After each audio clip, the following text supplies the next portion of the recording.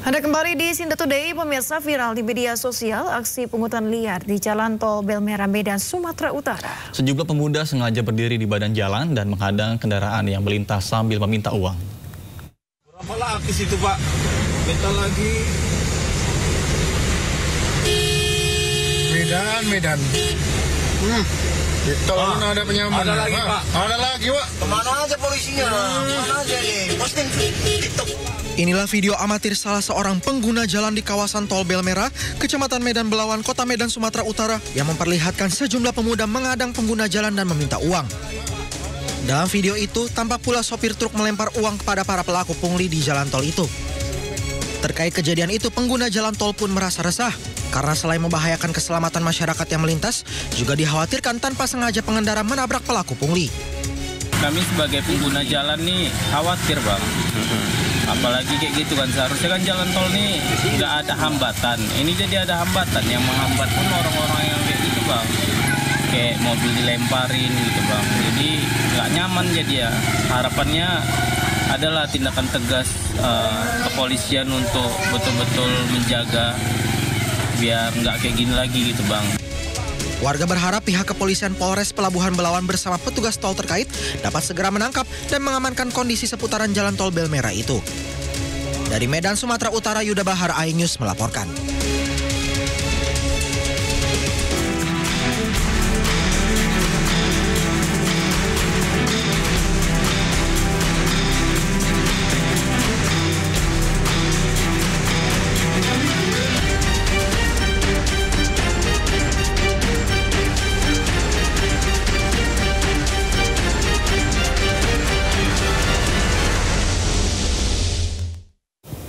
Pemirsa, Presiden Prabowo Subianto membuka pameran Indonesia Petroleum Association atau IPA Convention and Exhibition ke-49 di ASBSD Tangerang Selatan, Banten. Dalam kesempatan itu, Prabowo mengingatkan jajarannya untuk menyederhanakan regulasi terkait dengan investasi. Indonesia Petroleum Association Convention and Exhibition atau IPA Convex adalah forum migas terbesar di Asia Tenggara dengan menghadirkan peserta dari 60 negara.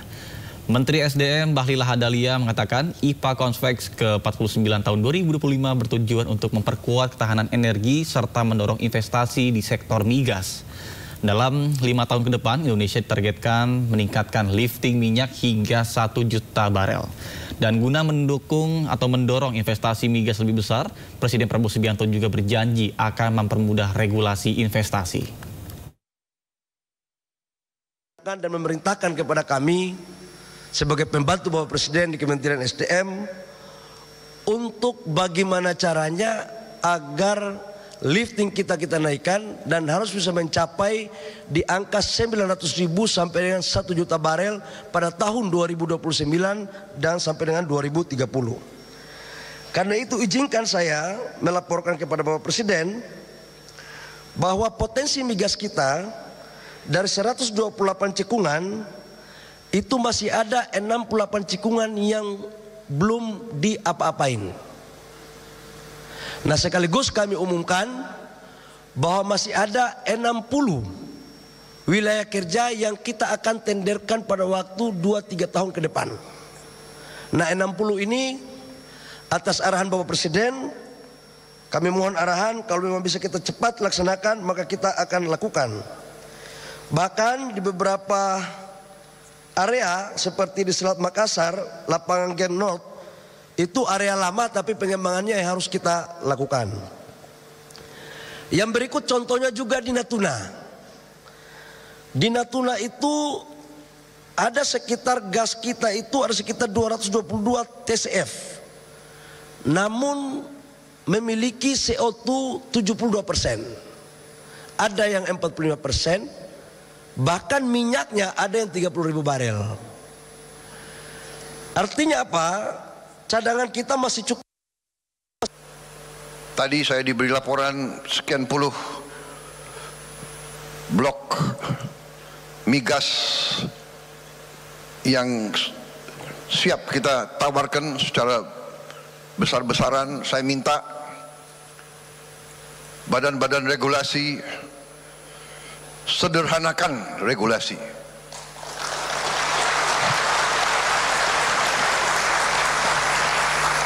Saya ulangi, sederhanakan regulasi.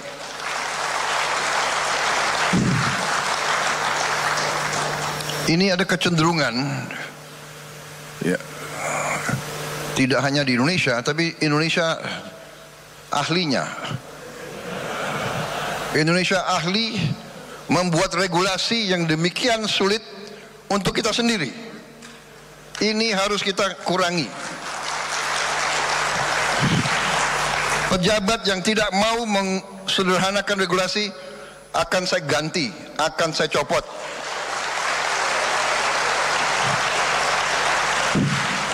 Banyak anak-anak muda yang nunggu diberi kesempatan.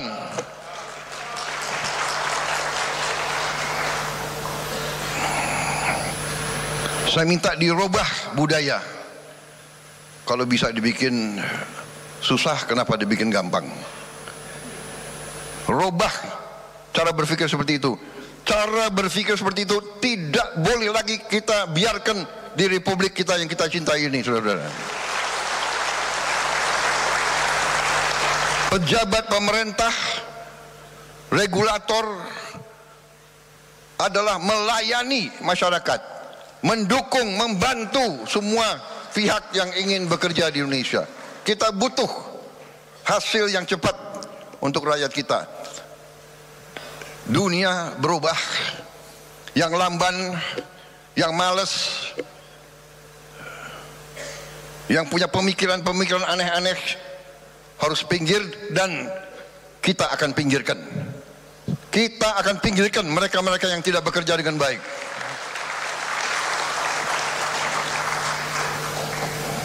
Sederhanakan semua proses, buat iklim sebaik mungkin untuk semua pihak yang ingin bekerja, dari luar negeri maupun dari dalam negeri. Saudara-saudara, tapi kita mengerti potensi kita sangat besar. Potensi energi terbarukan kita luar biasa. Geotermal kita luar biasa. Potensi kita energi hidro. Pemirsa, Menteri Keuangan Sri Mulyani Indrawati menyampaikan proyeksi pertumbuhan ekonomi Indonesia tahun 2026 berada di kisaran 5,2% hingga 5,8%. Pertumbuhan ekonomi 2026 akan dihadapkan pada berbagai dinamika global dan ketidakpastian yang mengikat. Laju pertumbuhan ini diakui dan akan menjadi fondasi kuat untuk mencapai pertumbuhan ekonomi Indonesia hingga mencapai 8% dalam beberapa tahun ke depan. Sri Mulyani menyebut stabilitas harga daya beli yang terjaga serta peningkatan kesempatan kerja diharapkan mampu memperkuat konsumsi rumah tangga sebagai pendorong utama pertumbuhan ekonomi. Kebijakan fiskal juga tahun 2006 akan terus didesain untuk mendukung akselerasi pertumbuhan ekonomi nasional dan meningkatkan kesejahteraan rakyat dan menurunkan angka kemiskinan. Pertumbuhan ekonomi 2026 juga akan dihadapkan pada berbagai dinamika, gejolak, dan ketidakpastian. Kami memproyeksikan pertumbuhan ekonomi 2026 pada kisaran 5,2% hingga 5,8%. Dengan tetap menjaga daya beli masyarakat, mendorong transformasi dan reformasi ekonomi termasuk hilirisasi sumber daya alam dan perbaikan iklim investasi dan sumber daya manusia. Pemirsa, Menteri Keuangan Sri Mulyani akan memiliki dirjen baru. Kemarin Presiden Prabowo sudah memanggil 2 orang calon dirjen di Kementerian Keuangan, yakni Bimo Wijayanto sebagai calon dirjen pajak dan Letjen Jaka Budi Utama sebagai calon dirjen bea dan cukai, dan keduanya mendapatkan perintah untuk memperbaiki sistem perpajakan dan bea cukai di Indonesia agar lebih akuntabel dan berintegritas. Saya dengan Pak Letjen Jaka Budi Utama dipanggil oleh Bapak Presiden. Beliau memberikan banyak arahan.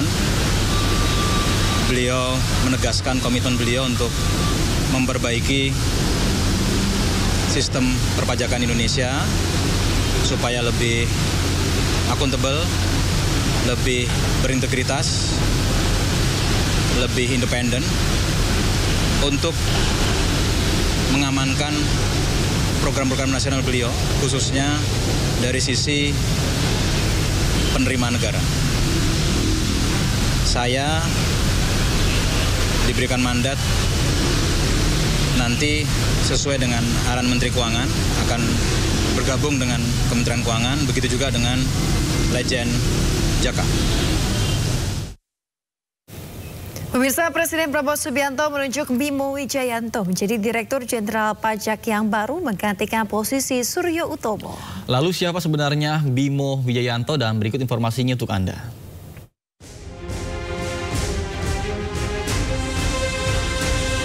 Bimo Wijayanto pernah menduduki berbagai posisi di pemerintahan. Ia pernah menjadi Sekretaris Deputi Bidang Koordinasi Kerjasama Ekonomi dan Investasi Indonesia di Kementerian Koordinator Bidang Perekonomian pada 2020 hingga 2024. Ia juga pernah menjadi Asisten Deputi Investasi Strategis di Kementerian Koordinator Maritim dan Investasi pada Januari 2016 hingga Agustus 2020. Bimo pernah menjadi tenaga ahli utama Kantor Staf Presiden pada 2015 hingga 2016. Serta menjadi analis senior Center for Tax Analysis Direktorat Jenderal Pajak Kementerian Keuangan pada 2014-2015. Dari segi latar belakang pendidikan, Bimo merupakan alumni SMA Taruna Nusantara.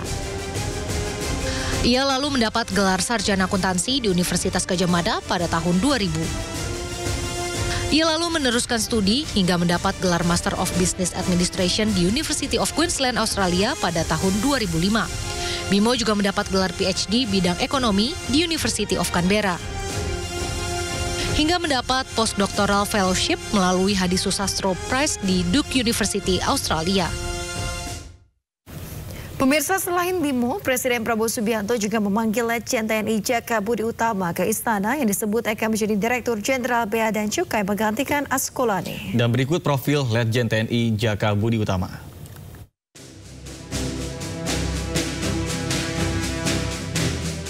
Letjen TNI Jaka Budi Utama masih aktif sebagai perwira tinggi TNI Angkatan Darat hingga saat ini.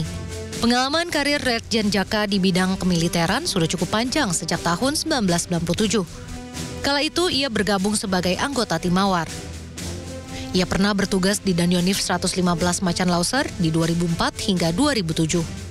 Dandim 0908 Bontang dan Rem 012 Teku Umar di 2017 hingga 2018, Waspam Kasat pada 2018 hingga 2020, hingga menjadi asisten Panglima di tahun 2023.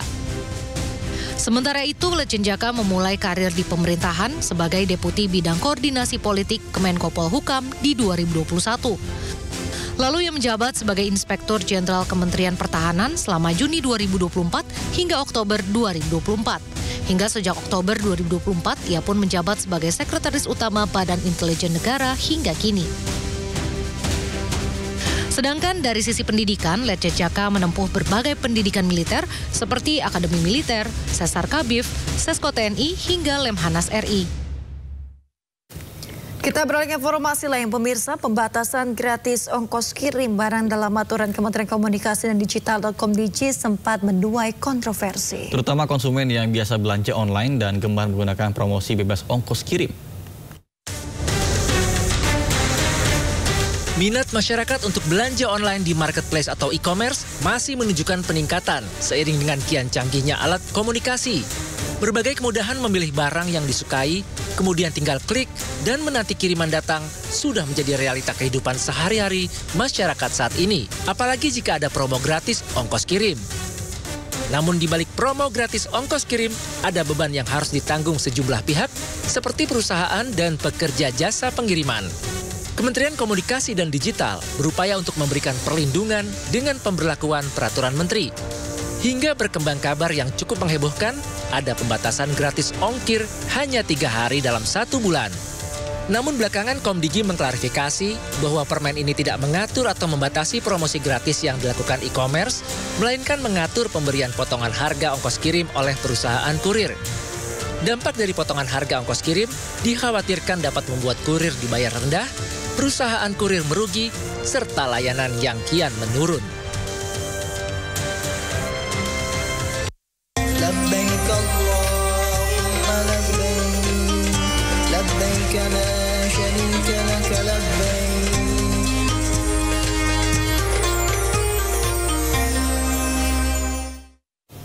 Pemirsa, MERS-CoV atau Middle East Respiratory Syndrome Coronavirus kian menyebar di beberapa wilayah di Arab Saudi. Dan Pusat Kesehatan Haji Kementerian Kesehatan menghimbau seluruh jemaah haji Indonesia untuk selalu menjaga kesehatan selama menjalani proses ibadah haji.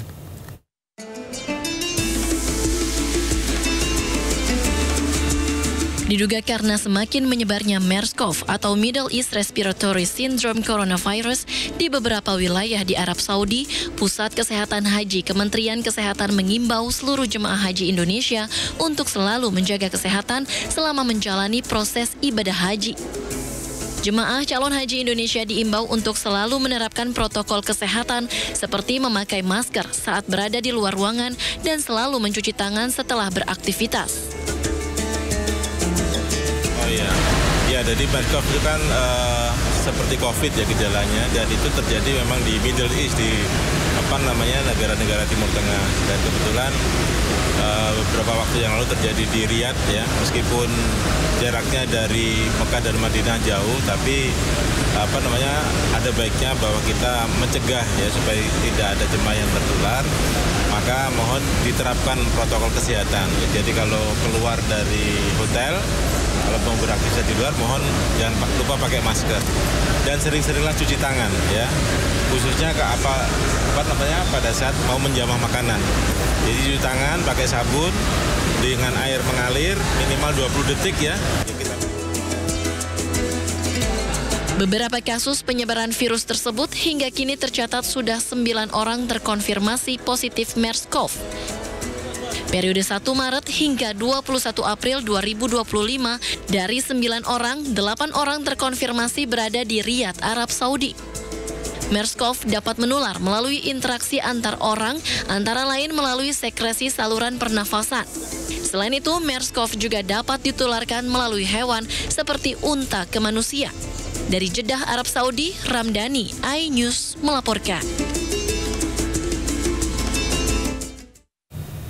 Pemirsa, kabar duka datang dari jemaah haji asal Indonesia yang meninggal dunia di pesawat saat penerbangan menuju Bandara Jeddah, Arab Saudi.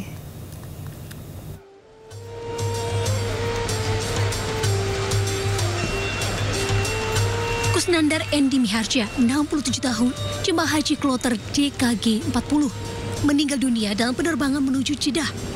Almarhum meninggal saat tengah penerbangan menuju Bandara King Abdul Aziz, Jeddah, Arab Saudi, dan sempat mengeluhkan sakit di dada pada istri yang mendampinginya. Sempat alami sesak nafas dan mendapat perawatan medis dari dokter, namun nyawanya tak tertolong. Almarhum telah dimakamkan di pemakaman Zahban, Kota Jeddah, Arab Saudi. Atas nama Bapak Kusnandar Endi Miharja pada usia 67 tahun. Beliau meninggal di dalam pesawat Garuda sebelum mendarat di Bandara King Abdul Aziz Jeddah dan telah dimakamkan kemarin siang di makam Zahban di Kota Jeddah. Tercatat, sebanyak 31 jemaah haji Indonesia meninggal dunia.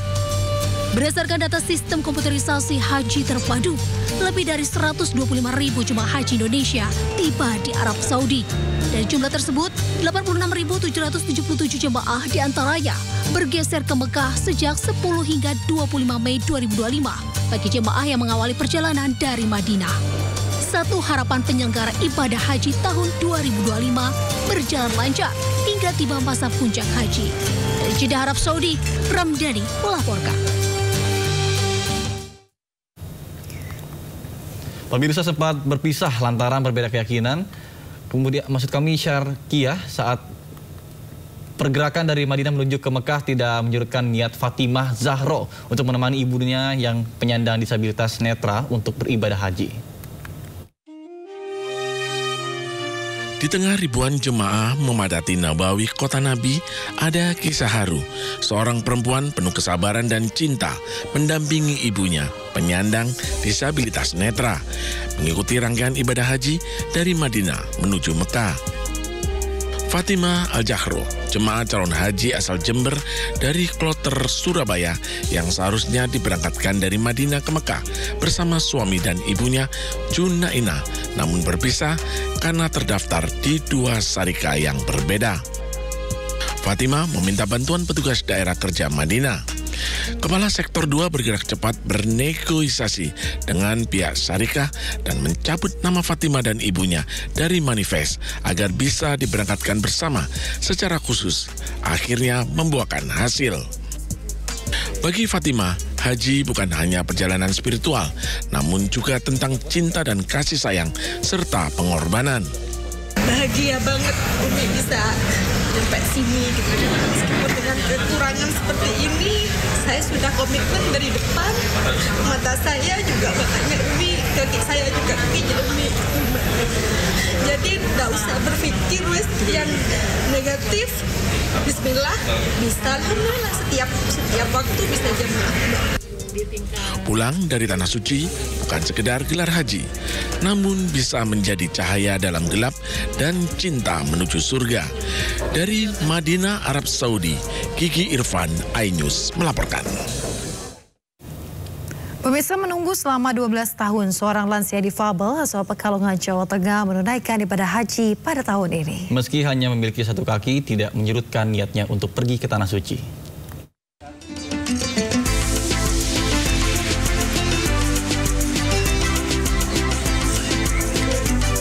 Inilah Endang Tri Nurningsih, perempuan berusia 60 tahun asal Pekalongan, Jawa Tengah yang menjalani ibadah haji dengan hanya satu kaki saja.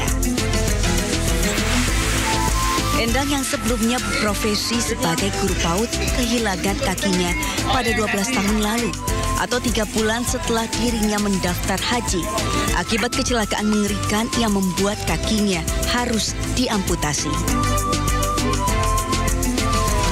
Meski kehilangan kakinya, tidak menyurutkan niat Endang untuk tetap menunggu selama 12 tahun demi bisa pergi ke Tanah Suci. Ia dan suaminya, Kuyai, berangkat ke Tanah Suci melalui kloter 22 embarkasi Solo. Saat ini keduanya sudah tiba di Mekah dan sudah menjalani umroh wajib di Masjidil Haram beberapa hari lalu. Ini kecelakaan mulai tahun 2013. Kecelakaan saya keserempet tergandeng gitu pas saat ada ada perbaikan jembatan di Sipait namanya, Kabupaten Pekalongan. Iya, saya langsung matur sama dokternya sore hari itu juga. Dokter, nanti saya langsung dioperasi aja ya, saya diamputasi aja langsung, saya bilang gitu. Apa yang bikin? Kisah Endang mengajarkan kita bahwa keterbatasan fisik bukanlah penghalang untuk meraih mimpi. Asalkan hati tetap kuat, ikhlas, dan penuh syukur. Dari Solo, Jawa Tengah, Ramdhani, iNews melaporkan. Saya bisa sih. NASA resmi bekerja sama dengan Badan Antariksa Arab Saudi dalam proyek peluncuran CubeSat, satelit kubus berukuran kecil. Sindo Today akan segera kembali, tetaplah bersama kami.